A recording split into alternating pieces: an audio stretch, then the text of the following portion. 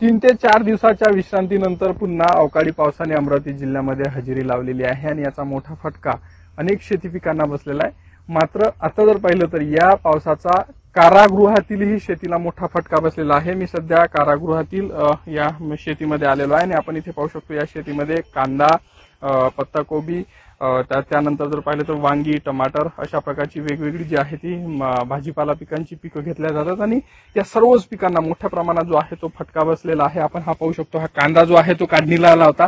आता जवळजवळ 10 ते 15 दिवसात हा कांदा काढण्यात येणार होता। मात्र आता हा कांदा पूर्णपणे भिजला असल्याने आता हा कांदा जो आहे तो पूर्णपणे सडणार आहे आणि त्याच्यामुळे आता कारागृहातील बंद्यांना बाहेरून कांदा घेण्याची वेळ जी आहे ती येणार आहे। याच अधिक बोलण्यासाठी आपल्या सोबत कारागृहातील काही कर्मचारी त्यांच्याशी आपण बोलणार आहोत। मॅम, मोठा फटका जो आहे तो शेती पिकाला बसलेला आहे, काय नेमकं नुकसान झालंय?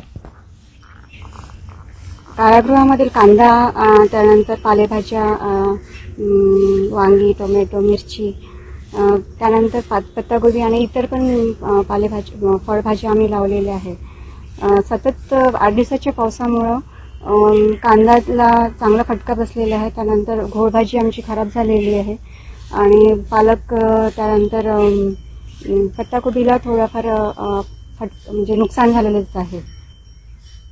आता हे एवढं नुकसान झालेलं आहे, या नुकसानीचा नेमका तुम्हाला कसा फटका बसणार आहे? बाहेरून बंद्यांसाठी भाजीपाला मागवण्याची गरज पडणार आहे का? शक्यता नाकारता येत नाही, कारण कांदा हा आता काढणीच्या अवस्थेत जर त्याला पाणी मिळालं आहे आणि तो सडला तर जे कारागृहामध्ये आम्ही पुरवठा करणार होतो, अमरावती कारागृहच नाही इतर कारागृहामध्ये पण आम्ही त्याचा पुरवठा करणार होतो।